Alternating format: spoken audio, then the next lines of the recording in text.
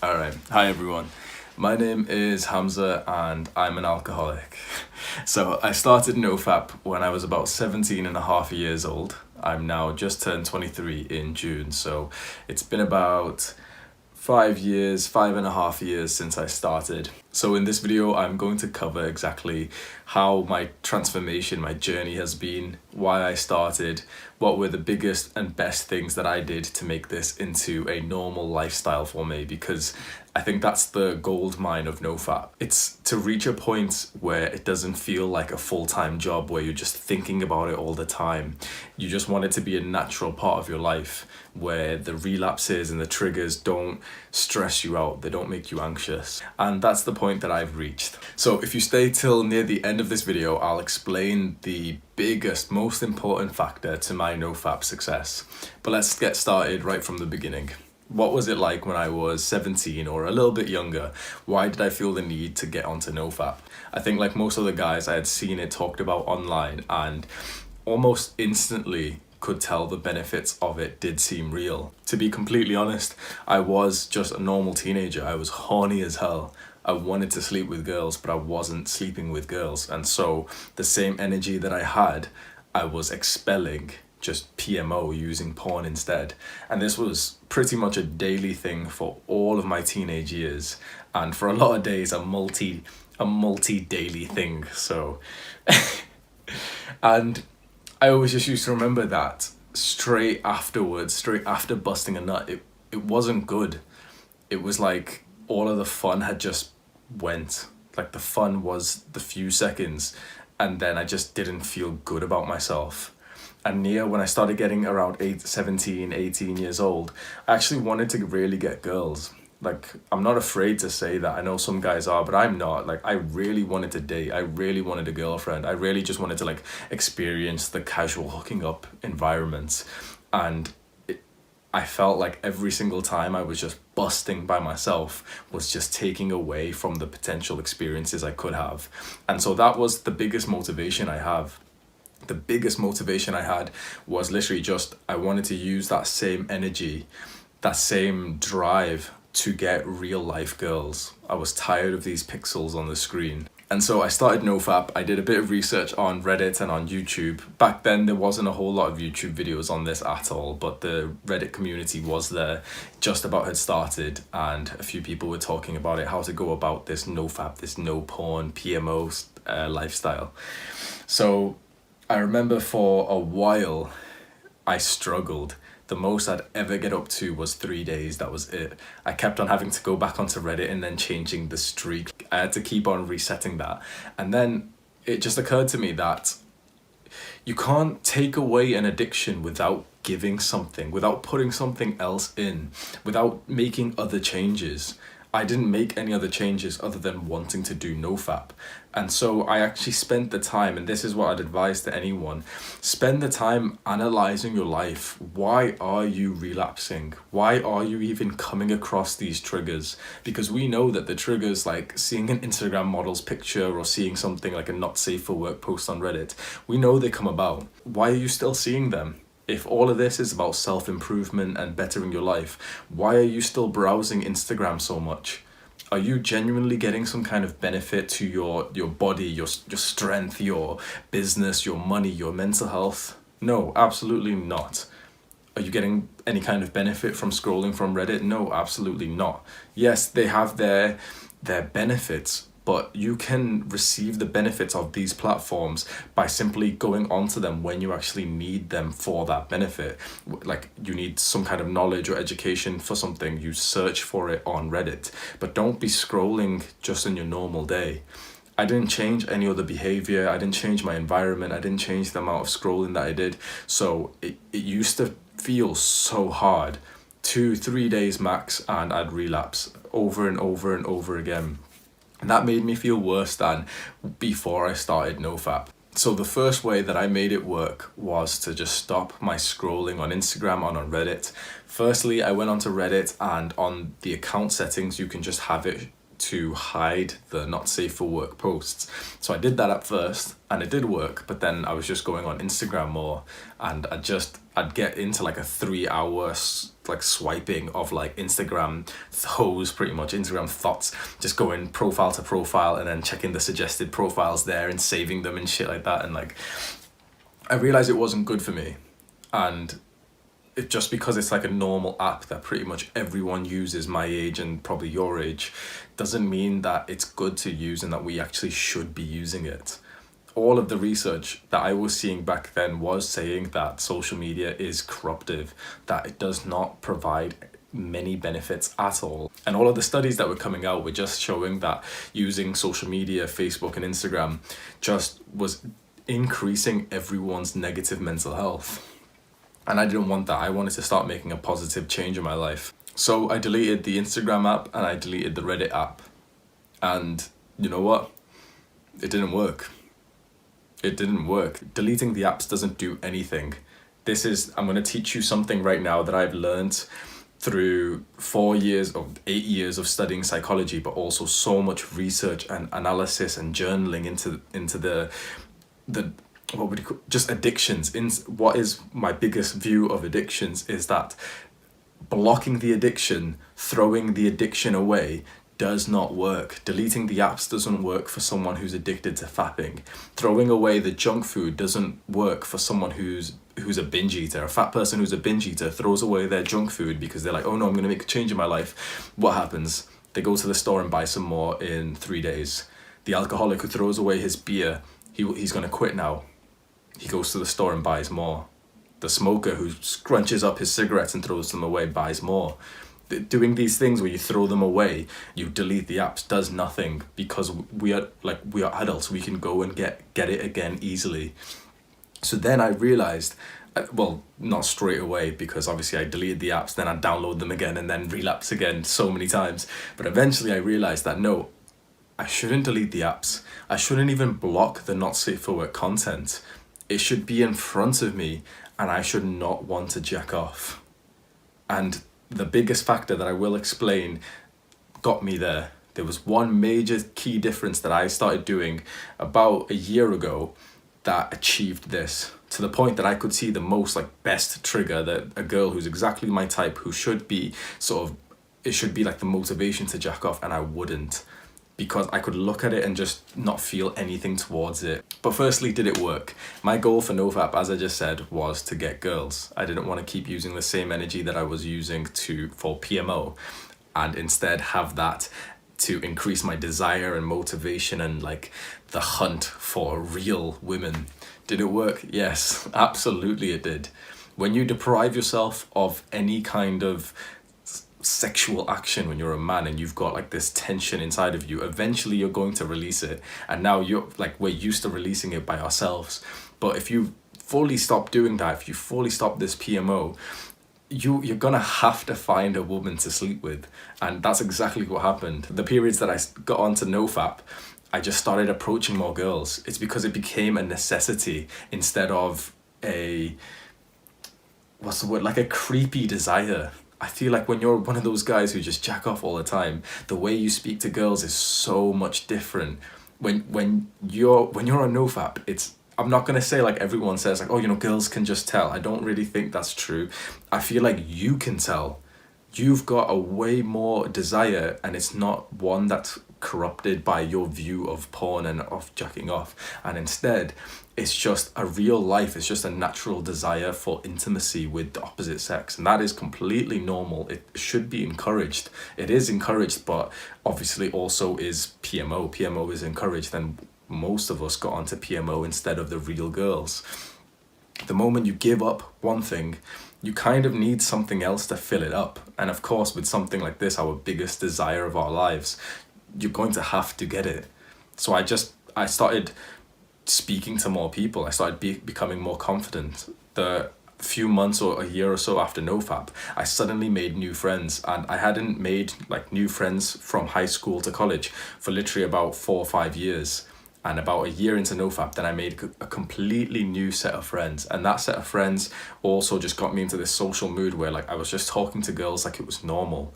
I wasn't like envisioning this kind of jackhammer pounding kind of like thing just because it was just normal life to speak to someone who's the opposite sex and to like just see where it goes. And yeah, so I achieved my goal 100%. I achieved my goal 200%. The time and energy that I was spending into my daily jackathons was at least an hour. I'd say an hour every single day. And honestly, it almost correlated exactly that hour of the day that I was spending just glued to my phone, I spent weightlifting instead. So I started going to the gym. We have a home gym that I was using. And if you're a guy, you've got to put on muscle. Forget NoFap, like NoFap will come, but if you're a guy, you build some muscle, you will just improve all of your life. And that's exactly what I did. The 1 hour I was spending on this PMO stuff, I spent in my garage just lifting weights. And that made me look better, that made people treat me better, that made my confidence higher. And it's all like a cycle, because when my confidence is higher, then you just feel better about yourself. And when you feel better about yourself, your confidence goes even higher. And I kept on like trying new things and approaching new girls and approaching new guys and just speaking and being social. And all of this led to me just becoming a normal person. And then I found the biggest success to my NoFap journey, and it is mindfulness. I made a full guide, a full video on how to improve mindfulness for someone who doesn't even understand the topic at all. I'll have like a little circle appear right now that you can click on, and I highly suggest you watch that. I've explained mindfulness, like this, this secret trick to NoFap, in a way that I don't think anyone else is, because I've explained it for NoFap, so I think it'll be relevant if you are watching this video. But pretty much what mindfulness did was it let me feel, it's weird, it let me feel the desire and the craving more. So the way I say it is, it sometimes feels like a blur. From the moment you see a trigger to the moment you relapse, it feels like a blur, like you didn't mean for it to happen. It just happened so fast and you just lost your streak. And obviously in good consciousness, you didn't want that to happen. I feel like mindfulness increases that good consciousness. Mindfulness it pretty much felt like I had a second chance every single time I was about to relapse. It was like I got to have a pep talk with myself and really ask myself, wait, are you sure you want to do this? Like, why are you feeling like this? Didn't you have a goal for NoFap? Is there, like, I could feel physical differences. I could feel like my heartbeat going faster when I'd see like a relapse. I could just feel like itching and uncomfortability and stuff. And kind of off topic, but kind of similar, mindfulness actually cured my binge eating as well. I think mindfulness is the cure to any addiction. And maybe I sound like I'm crazy and I'm one of those spiritual guys. I'm not spiritual at all. I'm literally just like a normal guy that just found meditation, didn't understand it, didn't work for me, but then I just kept on sticking at it and reading so much random stuff till eventually I thought I just had a different thought pattern about it, and it just kind of clicked, and I realized there is literally like a step-by-step guide to improving your mindfulness and having an improved level of mindfulness. It just means more focus. It means more mental focus, and I feel like that's what we need. If you're on this NoFap journey, you need mental focus. And that is exactly what mindfulness is. So what is it like now for me? 5 years down the line, I'm 23. It's completely normal. It's something I don't even think about like at all. It's as normal as eating and sleeping, but in the opposite way round, where it's something that I don't think about. It's something that isn't in my day, and that feels completely normal. When I come across a trigger, and honestly, I don't really come across any triggers really, or like many triggers, and I'll explain why. Coming across a trigger really does nothing to me. I can look at it and not feel like a burning desire to jack off. And instantly that makes me think, wait, what if you've now got lowered testosterone? I honestly feel like it's the other way around. I had a terrible diet, terrible sleep, terrible lifestyle when I was at, my 17, 18-year-old. Right now, I have perfected everything. I have perfected my sleep, my diet, my mental health. I am sure my testosterone is higher because my desire to have sex is higher. But my desire to jack off is so low. And my desire to watch porn and, embrace PMO is straight down. And there is another thing, this is kind of, well, no, it is similar, to be honest. So NOFAP is an act of reducing instant gratification. So PMO is instant gratification. Instant gratification is just an action that gives you like a feel good feeling. It makes you feel good right now, but every single time you do an action like that, it slightly ruins the future of your life, very slightly. That's watching Netflix, playing video games, all of those things feel good right now, but they're not good for your life. And I started getting into this concept about 2 months ago, and I found this term, this kind of niche on YouTube called dopamine detox, and it completely made sense. But dopamine detox is kind of like, I kind of make fun of it and I also make videos on it, but it's like a mainstream clickbait version of the scientific thing that we're doing, which is reducing instant gratification. And reducing instant gratification has literally meant that I don't use social media, I don't watch Netflix or play video games or eat junk food or binge eat or all of this like random bad behavior, bad habits. I pretty much don't do any of it anymore. And if you're watching this, honestly, if I was watching this, I wouldn't believe me. I wake up, I do my creative projects, I do my work, I read, I meditate, I go camping, I train with the gymnastic rings, I lift weights, I run, I cycle, I do natural things. I embrace this lifestyle change of reducing instant gratification and increasing delayed gratification. Delayed gratification is like hard work. It's the things that feels hard and uncomfortable right now, but it provides a delayed gratification, a delayed reward later. So that's like lifting weights. It's kind of uncomfortable and maybe boring for some people, not for me, but it kind of is, for straight away. But a month later, you'll notice that your chest has gotten bigger. It's like working on your business where it's hard and uncomfortable and it feels like your brain's frying when you're working and you're doing stuff online. But a month later, you've made progress. You've maybe failed your business, but that's still progress. That's still a good thing. This lifestyle change is couples so well with NoFap, and I actually don't see anyone really talking about the link between NoFap, instant gratification, and delayed gratification, because NoFap is an act of reducing instant gratification. But what I've been teaching people on my other YouTube account is that you cannot just reduce instant gratification.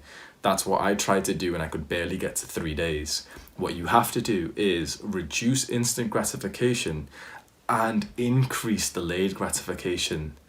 The hour or so or the half an hour or whatever your kind of fapping habit is, it has to be replaced with something that's a delayed gratification activity. If you're trying to stop fapping and all you're doing is lying down scrolling on Instagram and Reddit, you're not going to get past 2-3 days. Maybe you'll one time get to 20 days and you'll be one of those people who, maybe I shouldn't make fun of them because we are on the same journey, but I see so many guys commenting like, oh, I got to day 7 and stuff, and I just think like, I feel sorry for you. Like, you haven't done probably the most important part. You've done the first basic action, which is like throwing away the addiction, but you can't throw away an addiction without replacing it with something else. So get addicted to a delayed gratification activity. So for me, it was lifting weights, it was approaching people, it was actually trying to improve, like practically. I'm literally talking like I started approaching people and started like literally researching like how to improve your social skills, because I didn't know this stuff. No one taught me this stuff. I was like a video game nerd for all of my life. I didn't know how to like talk to new people, and I had to research that, and that was uncomfortable, and I had to fail at it, and that was even more uncomfortable, but it was worth it. I'm 23. I'm at a point in my life where I'm genuinely 100% happy with myself. Damn. I know that I've got like a long way to go, but I feel like fapping, I feel like PMO is not a problem that is in my life anymore. And I'm very grateful for that, because I know the negative effect it can have on people, and it is massive.